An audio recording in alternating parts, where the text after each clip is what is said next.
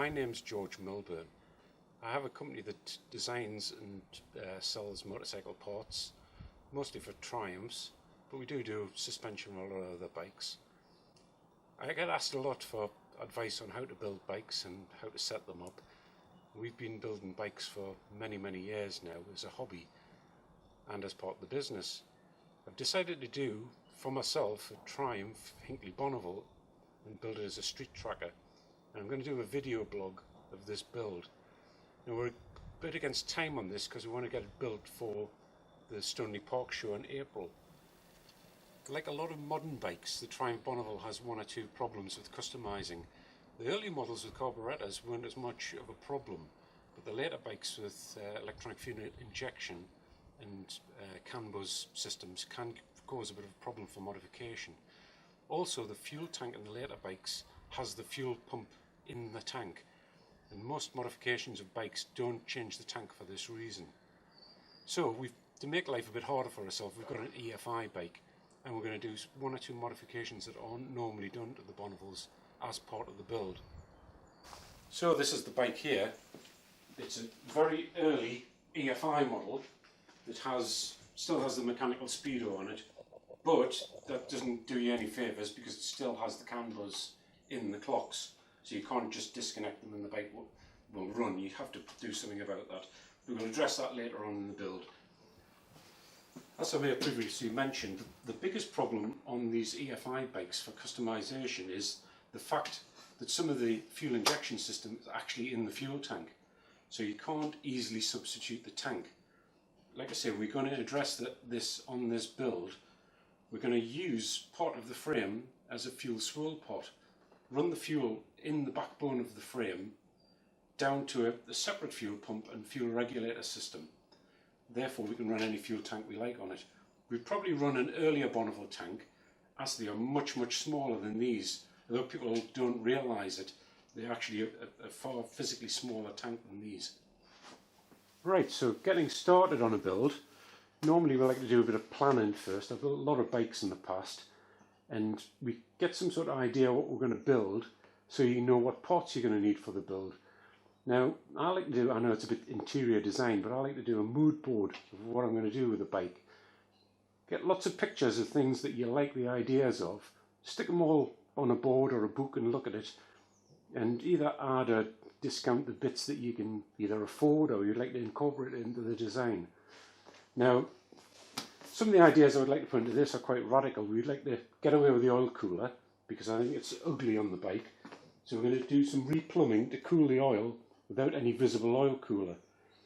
As I mentioned earlier, it's an EFI bike, so we need to address the EFI because on these later model bikes the tank is too big, in my opinion, and puts the bike out of proportion slightly. Another area of proportion on a Bonneville is the fact that the seat rails are too long, and it's generally accepted that these are cut and loop welded in at the back, so we're going to be doing that as well. Good idea before you start working on any bike, I know it sounds pretty obvious, but I didn't used to do it, is thoroughly clean the bike.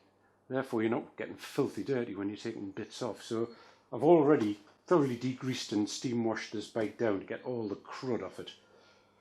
Obviously in the build we're going to be doing things like general servicing anyway, so things like the chain and that will be getting replaced and sprockets. So a lot of the dirty parts will be coming off the bike.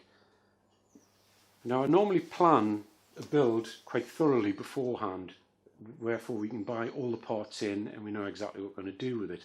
On this bike I've purposely not done that because I want to basically see how it goes and get feedback from you, the viewer, for your opinion on what you think various alternatives might look like on the bike, and do a bit of a group build on it. So we're going to be doing things like the paint job. We're going to be doing that ourselves, and we're going to look at some various different colours, alternatives we can do on that. We haven't finalised what sort of seat we're going to put on. It's definitely going to be a single seat, but whether we're going to have a cowl on the back or just an open frame rail, again, that's something we need to decide, as well as rear mudguard, things like that. Definitely going to be dechroming the bike. Going to have a black look to it with minimal shiny bits on it anywhere.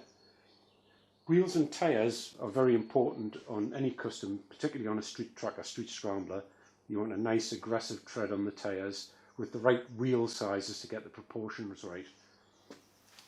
So I think that's about all the points of the bike, so we need to get started really. We need to strip it down.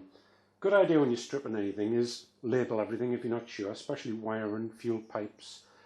Put things from different parts of the bike in separate boxes. Again, label them. So you take the back axle out, put all the bits for there in a box and just write on the box what it is. Sounds obvious, but it saves you a lot of headaches when you can put the bike back together again. So let's get started. Can't wait. So here we are, about an hour into stripping the bike. As you can see, we've already got a decent pile of parts that we've taken off the bike that we're not going to use. No, it may sound blatantly obvious, but what we need to do with these is sell them on to pay for what we're going to do to the bike. And you will find it'll pay for an awful lot of things for the bike, an awful lot of goodies that you hadn't originally thought you could afford. As I mentioned earlier about the fuel tank on the Triumph, it is much bigger on the EFI model than the earlier one. And here is an EFI tank next to an early carburettor tank, just to show you the difference. Triumph's done a very good job of disguising it, but when you see them side by side, you can see how much extra they've had to put into the tank to accommodate the EFI gubbins inside.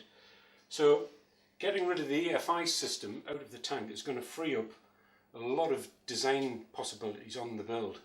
Even if we just put an earlier tank on, the bike's going to look a lot sleeker, lighter and better proportioned.